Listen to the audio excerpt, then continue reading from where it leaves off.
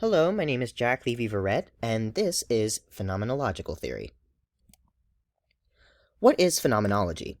Phenomenology is a constructionist theory and a version of symbolic interactionism that gained its traction after the spread of labeling theory. Symbolic interactionism, in terms of deviance, refers to the interactions of non-deviants to deviants, that is, conventional society to unconventional ideas, behaviors, or identities. Labeling theory focuses on the response from conventional society to quote-unquote deviance and the people who engage in it. Phenomenologists, however, take this a step further and evaluate the subjectivity of a person's deviance. This, of course, means evaluating the meanings behind a person's deviance, and it also evaluates the meanings behind labeling something as deviant. It provides a broader, more subjective understanding. This theory is also very critical of positivism, which is to be expected as a constructionist theory. Positivists view deviance as objective. It's an innately real, observable consequence of someone's environment. Because of this, positivists typically ignore the subjective thoughts and feelings of those they study that they consider deviant. Phenomenologists, on the other hand, believe that subjectivity is crucial to understanding deviance. They reject the positivist idea that deviance is an observable object because thinking about it as such ignores the subjective realities of a deviant's thoughts, feelings, or motivations.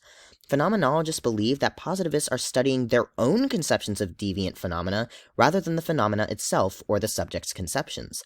Basically, phenomenologists believe that positivism isn't a study of a subject's deviance, but rather the positivist's own ideas of deviance that are unrelated to the subjective realities those that they study live. The disagreement among sociologists and society in general as to what qualifies as deviance has turned phenomenologists off from objectively evaluating their subjects. An objective, positivist conception of deviance cannot accurately explain a deviant phenomena. Alfred Schutz, one of the founders of phenomenology, divides objective and subjective views on deviance as constructs of the first degree, subjectivity, and constructs of the second degree, objectivity. A subjective point of view recognizes that deviance is situated in concrete ideas and situations an individual has experienced. The only quote-unquote real part of deviance is the subjective interpretation of one's own experience. So in order to understand deviance, we must use individual subjectivity. Phenomenologists utilize ethnography, a type of sociological study that seeks to understand the meanings of the behaviors, rituals, and experiences of groups or individuals. In terms of deviance, it is an analysis of the meanings given to deviant behaviors or ideas by the subjects that participate in them. Here are a good few examples. Agnes, evaluated by sociologist Harold Garfinkel back in 1967, was born intersex but designated male at birth. Through his interviews with Agnes, Garfinkel found that she didn't in any way view herself as separate from other women. Rather, she was a woman with a quote-unquote deformity. Her identity as a woman, according to her own thoughts and feelings, was in no way deviant, in stark contrast to the conventional perspective that she was.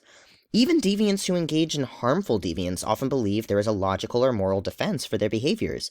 Murderers often think they are in some way superior to their victims, that they are enacting a righteous punishment for something that they did or an aspect of their identity. Robbers often think their victims deserve to be robbed, almost as a lesson. They were too easy. Essentially, nonconformists don't view their deviance as anything special. It's just a part of their lived experience. All in all, phenomenology acts as a pretty good argument against positivism. Positivists cannot determine the essence of deviance from a removed, objective point of view.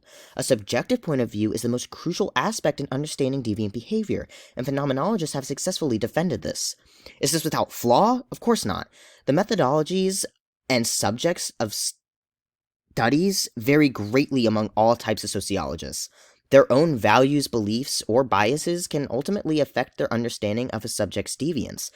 But the contribution to the study of deviance as a whole from phenomenology has allowed us to view unconventional behaviors through a much broader lens of focus. Alright, again, this is Jack Levy-Verrett. My primary source was our Deviant Behavior textbook. Thank you for watching.